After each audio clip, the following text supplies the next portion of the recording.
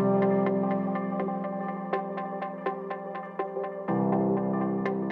my name's Serin. I'm with the CSE, and today here in Between Two Rocks, I'm joined by Kendra Johnston. She's President and CEO of AME. Thank you so much for joining us, Kendra. Oh, thank you for having me. It's a pleasure to be here. Absolutely.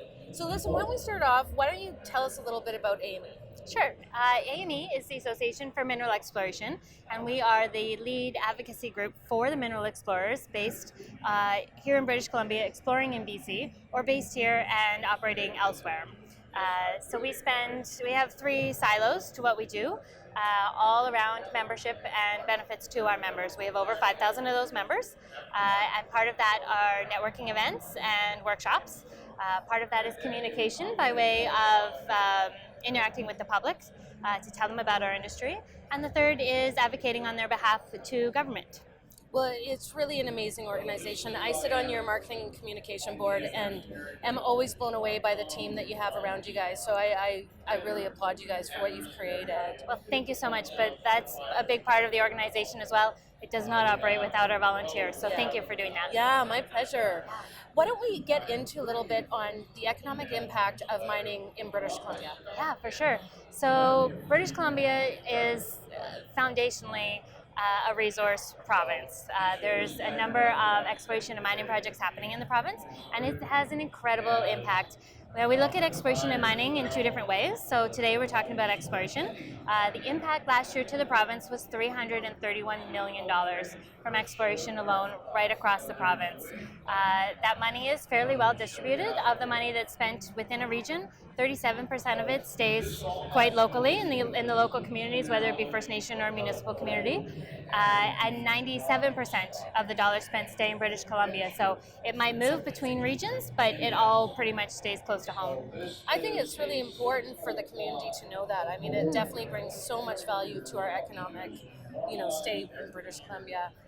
And I think also that British Columbia is one of those particular provinces that has this deep, rich, wonderful history in the mining sector, right? It does. It really does. And that our history, really, the Caribou Gold Rush. Yeah. That was back in the 1800s. Yeah. That's really where we're rooted in BC. Well, my great uncle was a prospector and in the Mining Hall of Fame, so I grew up with all of that history. So I feel very blessed to be able to carry that on. I think that the other thing that would be nice to talk about is kind of how BC is leading the way in environmental issues around the mining sector. Right. So the environment is a core value to us, and certainly being geologists, we've all spent a great amount of time out in the field and hiking on unbelievable locations. And so, at heart, we're all geologists, we're all environmentalists as well. And I think that's something that the general public doesn't necessarily realize, that we really do love the environment in the way that it is. We also understand sort of the need for minerals and metals. But going back to being leaders, we are in British Columbia leaders around the world, both in environmental standards, in best practices, and in reclamation. So it doesn't matter whether it's a single drill program, like a one drill on a site, or whether we're building a whole mine. Reclamation is an incredibly important part to what we do. And so when you look globally of where you want your metals and minerals to come from, having them come from BC is actually one of the most sustainable places where they could come from. You know what, you brought up a really good point and something that maybe you could elaborate on. What is reclamation? Because I think for a new investor and for a young person coming to the sector, that's a really important part of the mining process. Right. So reclamation is simply putting the land back to the way in which we found it, and potentially in some cases even improving upon what that land might be. So there are some fabulous stories of reclamation in BC. There is one mine site in particular who had a tailings pond, used it as part of their operation, and then actually changed it over into a world-renowned fly fishing location. And so, to see a project like that happen and then have the wildlife come back, have the vegetation regrow, that's really what we're talking about. And when we talk about it from a mineral exploration level, we're talking about taking a soil sample. So think like golf divot, right? Yeah. You take the grass out, you take your soil out, you put the grass back on top, and you're good to go. We're maybe talking about digging out trenches or a drill hole. We'll go back in and revegetate all of that land as well. Yeah, I mean, it's Yeah. amazing. Beautiful BC, right? Absolutely. The final thing I wanted to chat with you about is one of the more relevant commodities in British Columbia right now is copper. Can you tell us a little bit about that and its impact on BC as well? Absolutely. So copper is the primary commodity that we extract here in BC. Copper is becoming one of those minerals that we need in vast amounts going forward. We talk a lot about BC here. We have the zero emissions program and plan by 2040 to have zero emissions. So in order to do that, we talk a lot about electric vehicles. A great example of copper is how much goes into an electric vehicle. So your regular combustion engine takes 44 pounds of copper. A hybrid vehicle is 88 pounds, and a purely electric vehicle is 148 pounds of copper.